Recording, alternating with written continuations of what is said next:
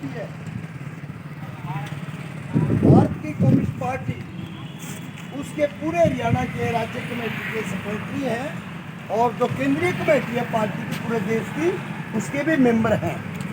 और सविता जो जनवादी महिला समिति पूरे हरियाणा का महिलाओं का संगठन की राज्य की अध्यक्ष है। अभी हम गए थे क्या नाम अथीन, बहुत ही अपने जुझारू साथी थे यहाँ। सैदाने मेवात, सरफुद्दीन मेवाती, उनका 8 तारीख को बहुत बुखार की वजह से जो है ना निधन हुआ, तो उनकी आज शोक सभा की बात। तो अथीन से हम इधर आए हैं, रुपड़ा का गाँव है। तो खैर मैं पूरी हरियाणा CITU की ओर से, पूरे समस्त मजदूर वर्ग की ओर से, जो सफाई कर्मचारी ने अंगड़ाई ली है और 10 तारीख से एक सफल हड़ताल के ऊपर जो आप गए हैं, आपकी एकता और संघर्ष को मैं सलाम करता हूं। और जो हमारे मांग मुद्दे हैं, क्या मांग है हमारी, क्या मुद्दे हैं हमारे, बहुत विस्तार के साथ उसमें से स्थायी रोजगार का सवाल हो, नौकरी पक्की करने का सवाल हो, उसमें 26,000 रुपये न्यूनतम वेतन का सवाल हो, रिटायरमेंट बेनिफिट का सवाल हो, काम के औजार का सवाल हो और बेकार प्रथा को बंद करने का सवाल हो। इन सारे मुद्दों को लेके एक लंबी लड़ाई आप लड़ते हुए आ रहे हैं। आपको पता है कि पीछे टोहाना के अंदर पंचायत मंत्री के वहाँ प्रदर्शन हुआ, उसके बाद फरीदाबाद में आप सब गए थे, बड़ी भारी बारिश थी उस दिन, गोडे गोडे पानी में आप मंत्री के निवास पे इस पूरे जोन के साथी वहाँ पहुँचे थे। और उसके बाद तनखड़ के वहाँ जजर में प्रदर्शन किया और फिर मुख्यमंत्री के शहर में करनाल में प्रदर्शन करके उसके OSD ने ज्ञापन लिया। इस बीच में पंचायत मंत्री से भी बातचीत हुई, उस दिन मैं शामिल था। क्या कह रही है सरकार, ये जो PMS जो मजदूरों के नाम पे सरकार की दलाली कर रही है, जिसको खुद RSS चलाती है, वो क्या करे, ये 17 साल से काम करने वालों को कौशल रोजगार में डाल दो। सुना था ना, मंत्री के सामने ये बात उठी, हमने कहा ये नहीं चलेगा। मंत्री बोला नू है, इसमें थोड़ी सी तनख्वाह बढ़ जाएगी, दिक्कत मत, तनख्वाह तो अलग में गुट्ठा दे के बढ़वा लेंगे, तनख्वाह का मसला नहीं है, पक्का करने का सवाल है। इसके लिए पॉलिसी बनाओ, उस पर पॉलिसी नहीं बनाना चाहती सरकार। अब जितना आपकी हड़ताल शुरू हुई, हरियाणा न्यूज वालों ने मंत्री से पूछा, पब्लिक से, मंत्री जी क्या कहना है।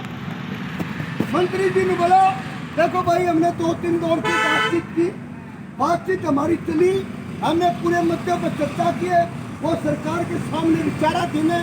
मैं तो यही कहूँगा भाई, हड़ताल की बजाय हम कोशिश कर रहे हैं समाधान करने की, फिर भी हड़ताल करना तो वर्करों का अधिकार है भाई, कोई भी हड़ताल तो।